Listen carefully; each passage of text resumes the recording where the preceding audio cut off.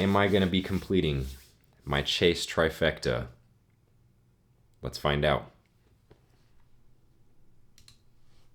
Oh my gosh.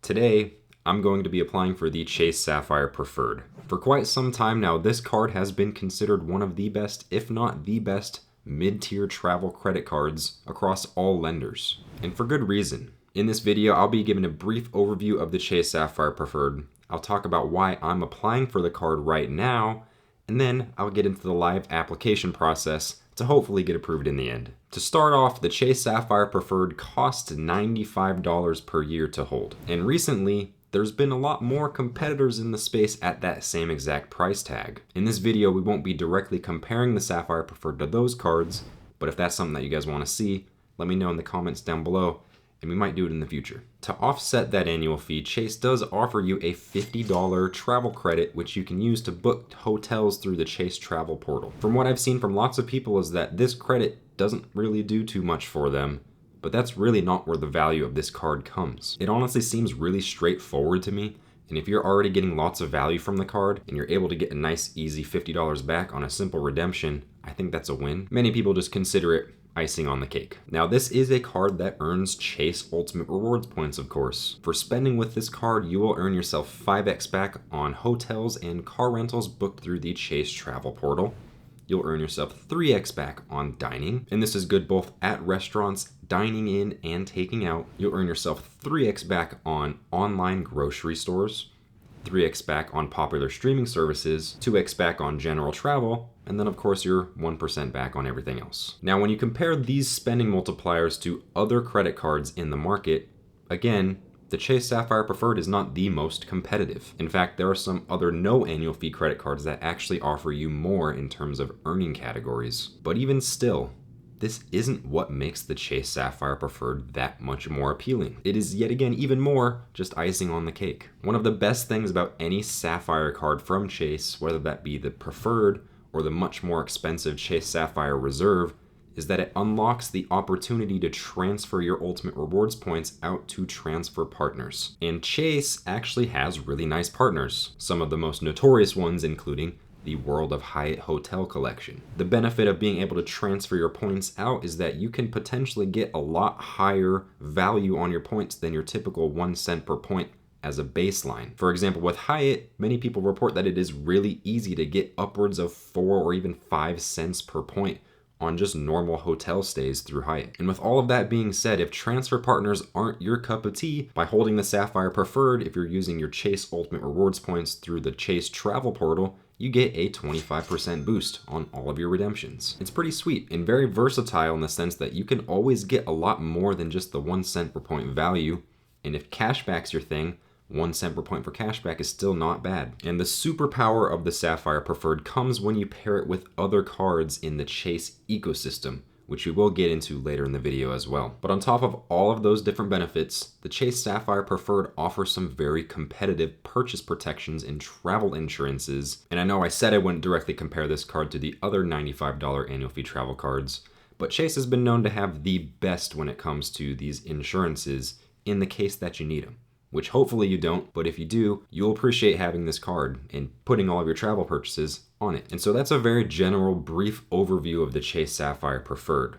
But why am I actually applying for it right now? As some of you may or may not know, Chase is currently offering an elevated welcome bonus for new card holders for the Chase Sapphire Preferred and the Reserve actually, good for $15,000 more than the typical $60,000 that they offer you, but for only the same spend, which is $4,000 within the first 3 months of holding the account. Now, 75,000 points is good for $750 in cash back at a 1 cent per point ratio, and that's also good for about $937 if you use those points through the Chase travel portal with the 25% boost, and potentially a lot more if you take advantage of Chase's travel partners. When it comes to hitting those spending requirements though for those welcome offers, I always stress that it is essential that you don't spend above your needs to hit those higher welcome bonuses, because in the end, if you're overspending and putting yourself at a lower amount than you normally would, you're not really getting any value. In fact, you're sort of canceling it out. Any positive benefit that you would be getting from the welcome bonus,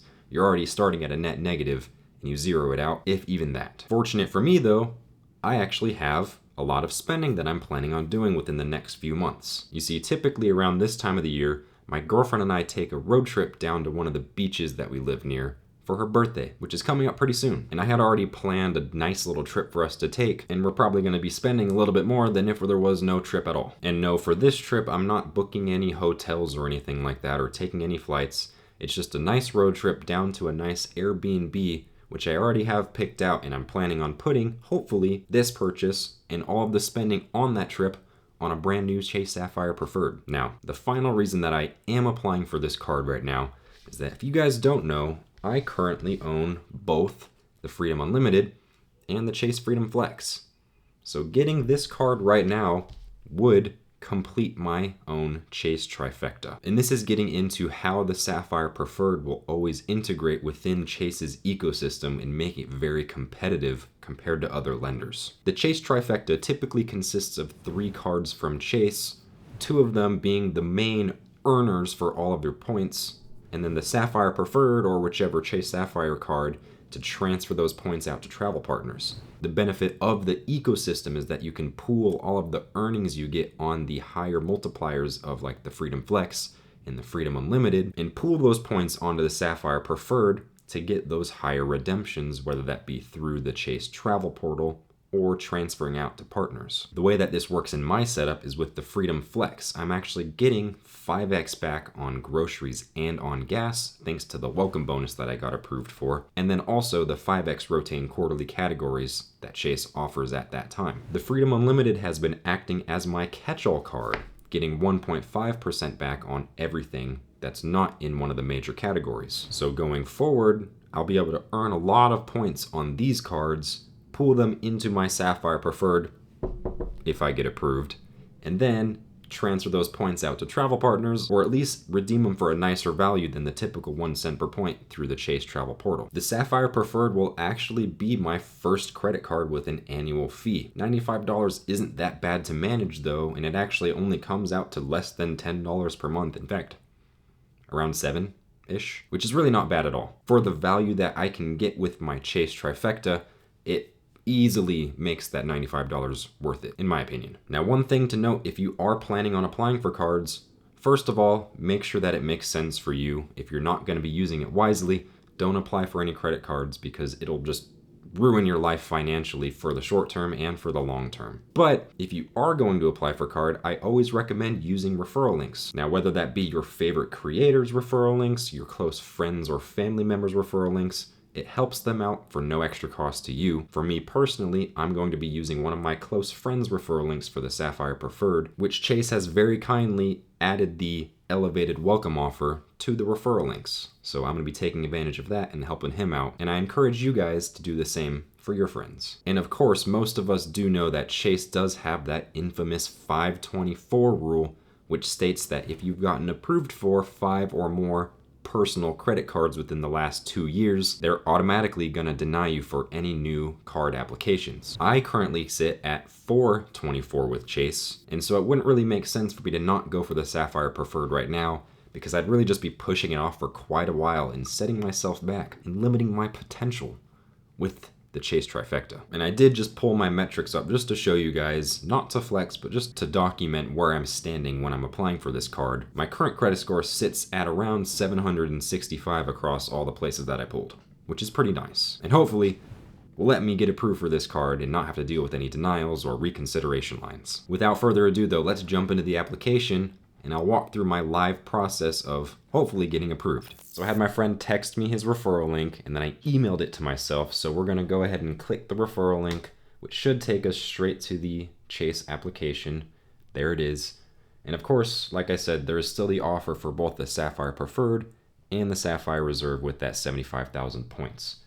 It's really nice. Always double check before you apply for the card that you are getting the highest welcome offer that you wanted. But we're of course gonna go for the Sapphire Preferred here because it makes more sense for me than paying $550 for stuff that I'm not gonna be able to use. But yeah, reality just sit into what I'm actually doing right now. I'm a little bit nervous. But once you pull up the application, I did confirm that it is the 75,000 points offer you should see a screen just like this where it has you fill out a lot of information.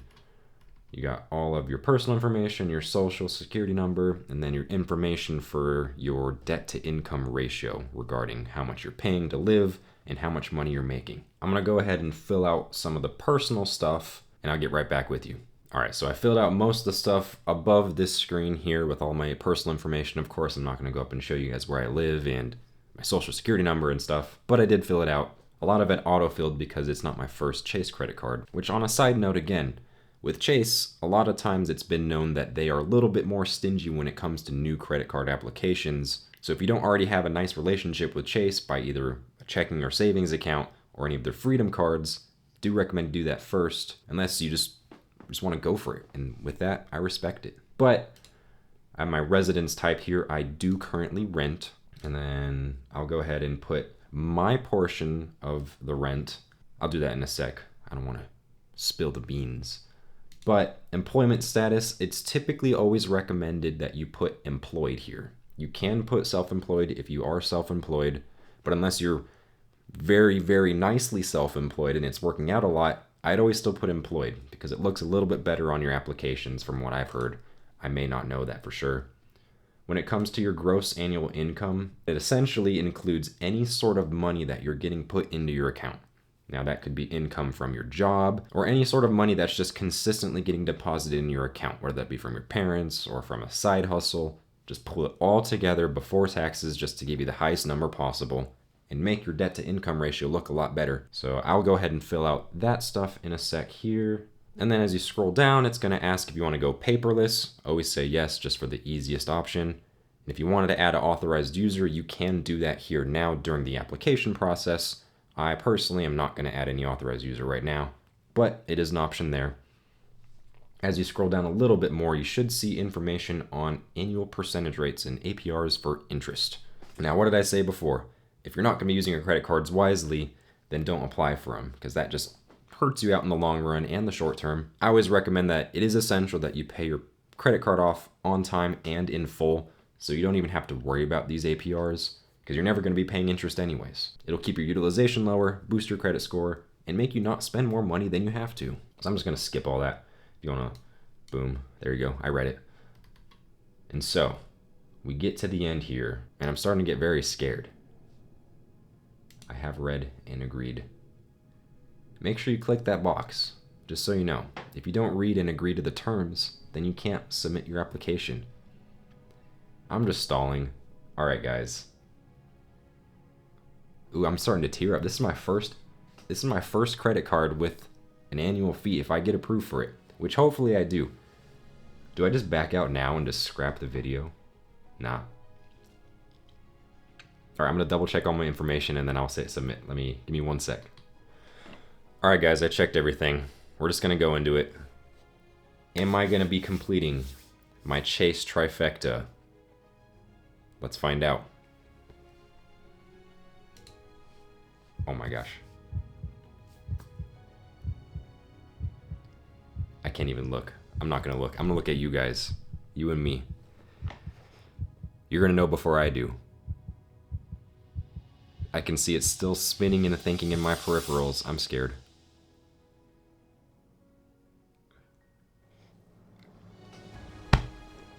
Yes! Alright guys, okay, I was very nervous. I was nervous. Let's go. Okay. We did it. Our first mid-tier travel card with an annual fee. That's not that much. It's fine. Let me just go ahead and preemptively save everyone. You're going to the other side. We got the whole Chase lineup right here. Unlimited, Flex, and that's going to be filled with a brand new Chase Sapphire Preferred. Let's freaking go. Alright guys. I appreciate you watching. I hope this video was valuable for you. If you guys enjoyed, leave a like, subscribe to the channel for more, and I'll see you guys next time with the brand new Chase Sapphire Preferred.